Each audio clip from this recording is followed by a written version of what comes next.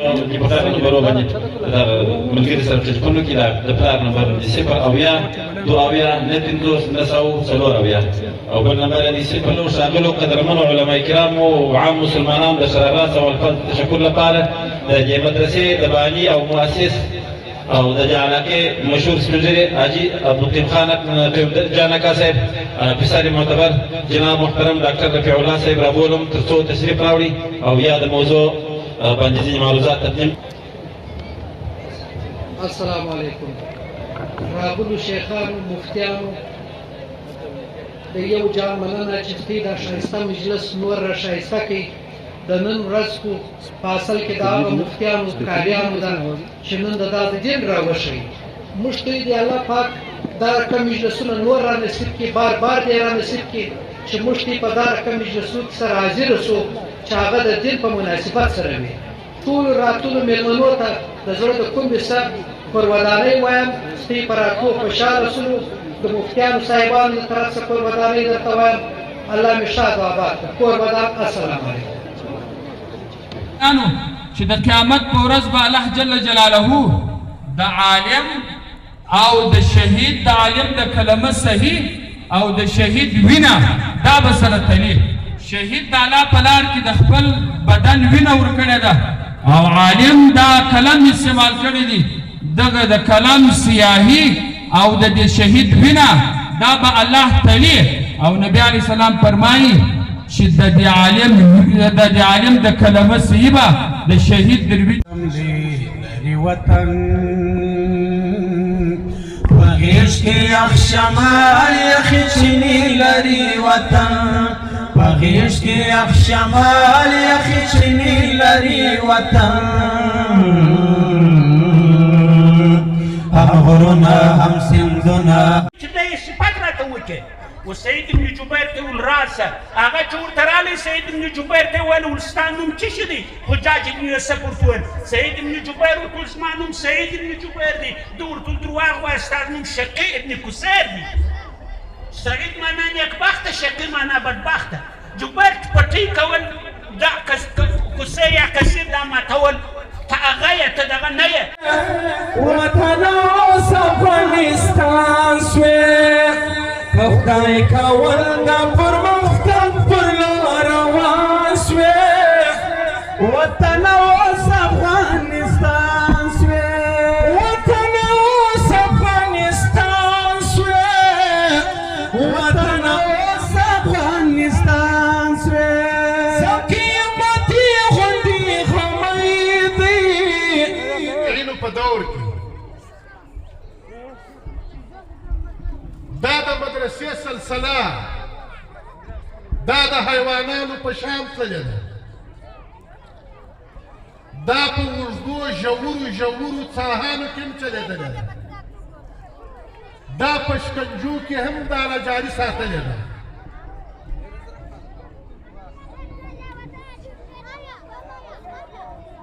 بیا دا سلسله را روانه ده در بر صغیر پورې. دا دارالعلوم دیوبند د دې په سلسله مهاجره هم وروڼه یو د بل د یو کهول یو مهاجره هم وروڼه یو د بل د یو کهول یو مهاجره سدنګي ړنګي بنګي قافلې. فلولا نفر من كل فرقة طائفة ليتفقهوا في الدين ولينذروا قومهم إذا رجعوا إليهم. رب اشرح لي صدري ويسر لي أمري واحلل عقدة من لساني. الله جل جلاله د بل چا قدرت بیا نه کوي. ګوره سید ابن جبیر دعوت د الله چلوي. زموږ ستاسې دا وظیفه ده چې دعوت کوو الله ولایت د فتوا په شان باندې د فتوا په ارتباط باندې زما وروڼو هغه څوک چې هغه شیخ الحدیث وي زما دغه دي دا تاسو ته چې هغه دوره حدیث په دې پوهي دغه مستحق ده دا دی چې سړی فتوا باندې ووایي. ته ولې دغه امام دغه الانصاف ببيان اسباب الاختلاف د مولانا شاه ولی الله دهلوي کتاب هغه لیکلي دي. هغه وایي د امام احمد رحمت الله تعالی علیه څخه وسو ول یو لک احادیث د سړي یادي هغه کېدای شي چې مو کیسي بلدور کلیه هغه ورته چې پنځه لکه حدیث یې یادي هغه کولی شي فتوا ورکړي ده ورته وویله ورکېدای شي. نو مفتي دپاره حدیث لوی شی دی. دا فقه چې ده دا ټوله مستخرجه د احادیثو څخه ده. نو چې دلته یو طریق دغه نه وي ورمعلوم دا اوس زمانه خو داسې او با برکته جلسه قدرمن صدر پر سټیج باندې ناست شیوخ عظام علماء کرام او په جلسه کې دیندار مسلمانان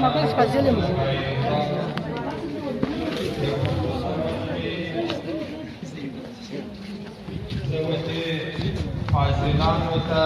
وجه حافظانو ته وجه مفتیانو وایم او د هغه سره سره د دوی و کورنۍ د دوی و خاندان ته مبارکي وایم او د مفتیانو په شکل د عالمانو په شکل پیشوایان ورکوي چې هغه به د امت صحیح رهنمایي کوي. پر کم ځای چې د امت ته ضرورت پیښ شو دوی به پر هغه موقع او پر هغه وخت باندې خپل هر څه صلاحیتونه د الله د دین دپاره خرڅوي. او په دغه حواله باندې موږ ویل هم په دا نږدې عصر کې یعنی په اوس دور کې چې کم د مولانا محمد قاسم نانتوی رحمت الله علیه د پیروکاران دي د دارالعلوم دیوبند شاگردان دي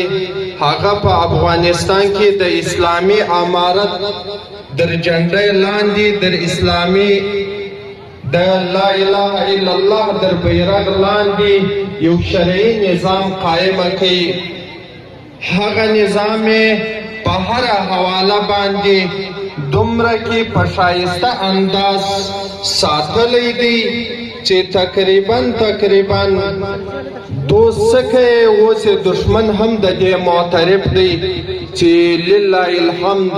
چې دغه نظام په داسې شایسته انداز باندې روان دی.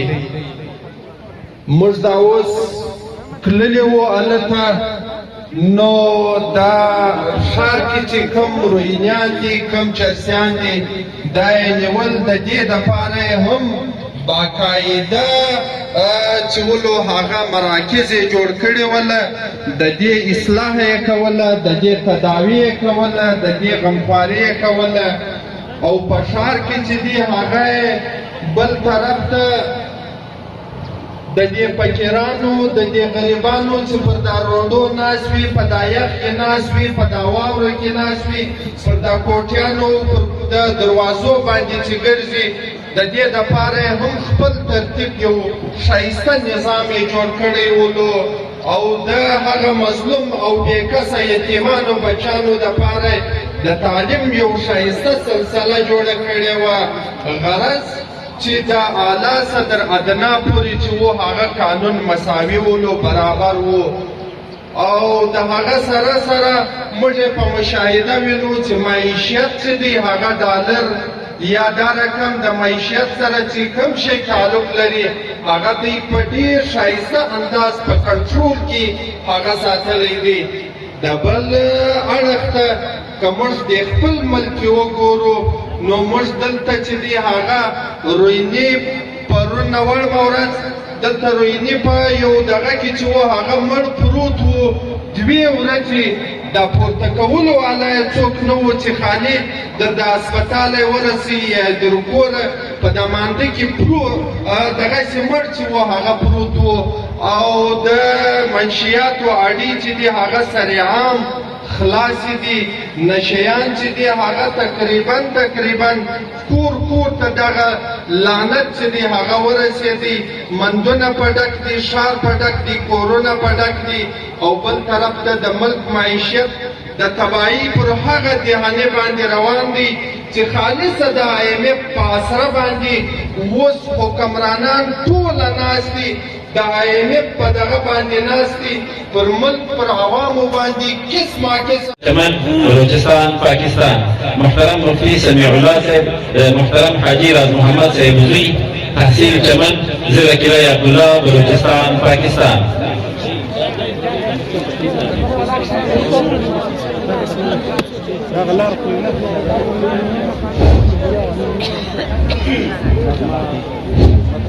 خلیم شهید وقت برکت نسونا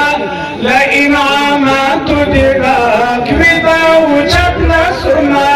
بس بن حسن مزین د معرفت نسونا خلیم شهید وقت برکت نسونا ویدا وچت نسونا بس بن حسن مزین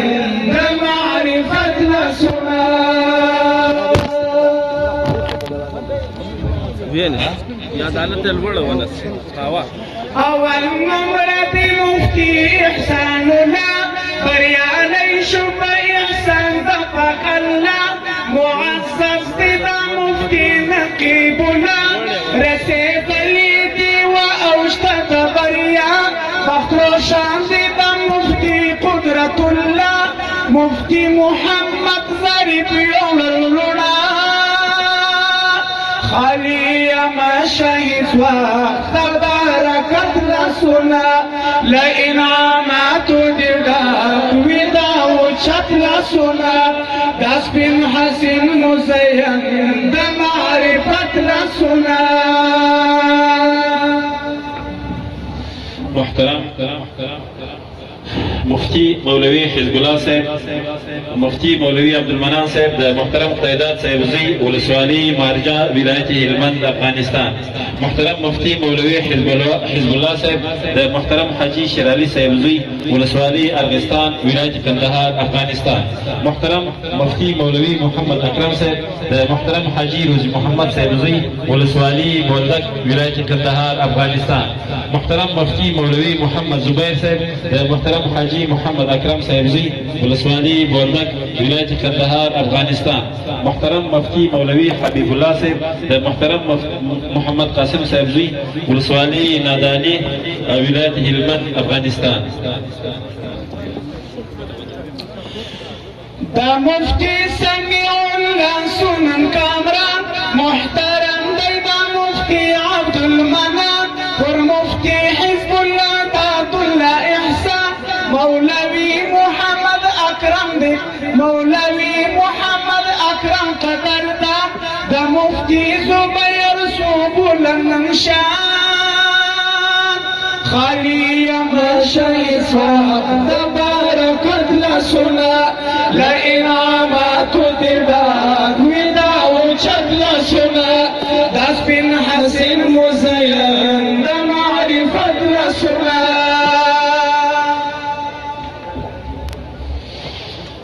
محترم مفتي مولوي خير الله صاحب محترم مير حمزه صاحب زي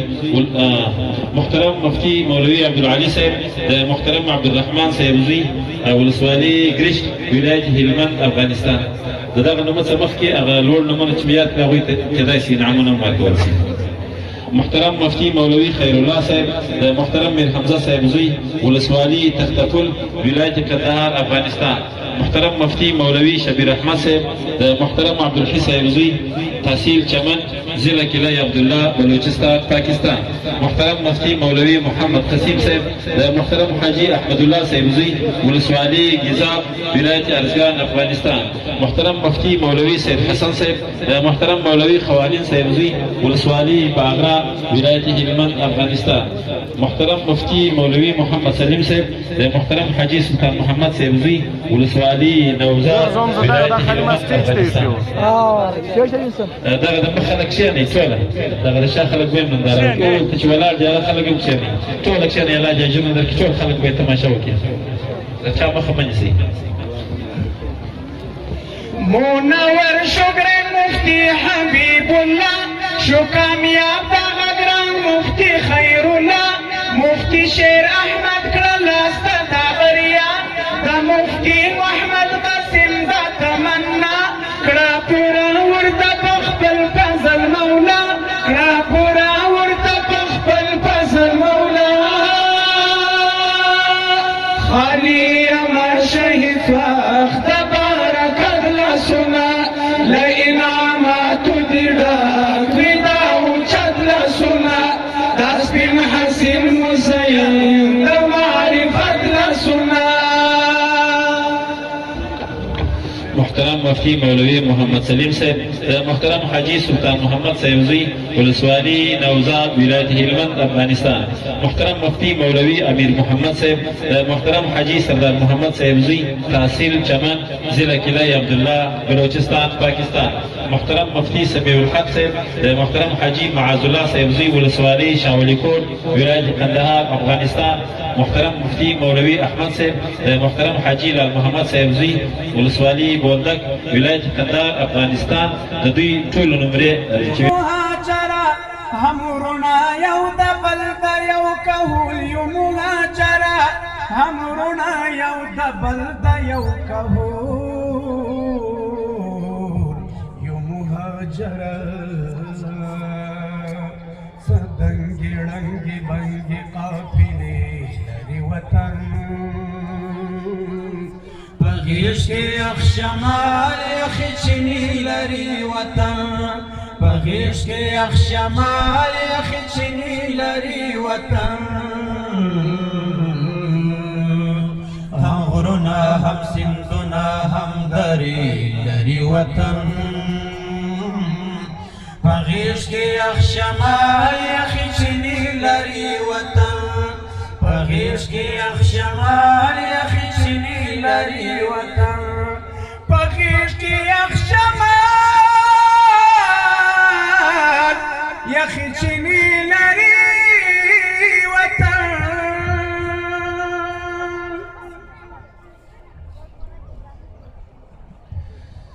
نټکستا نه چاپستا نه بمبار زموږ پر کلي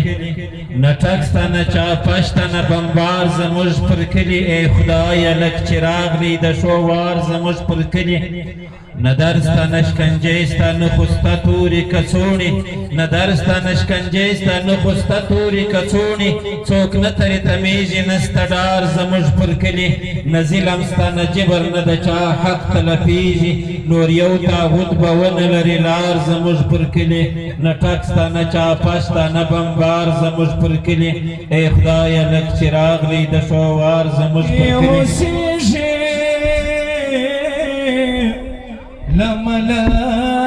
لملگی زندگی نادی قربان شم ای سراتا چنم کو نا پاکستان ستاد شیر هغا کھڑی نادی قربان شم ای سراتا چنم کو نا پاکستان ستاد شیر هغه کړي نه دی قربان شم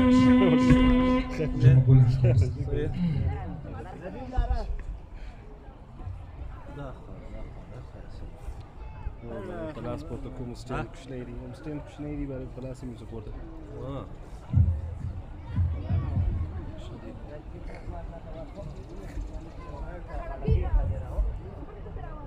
شریعت و امارت بندی وطن سوی وطن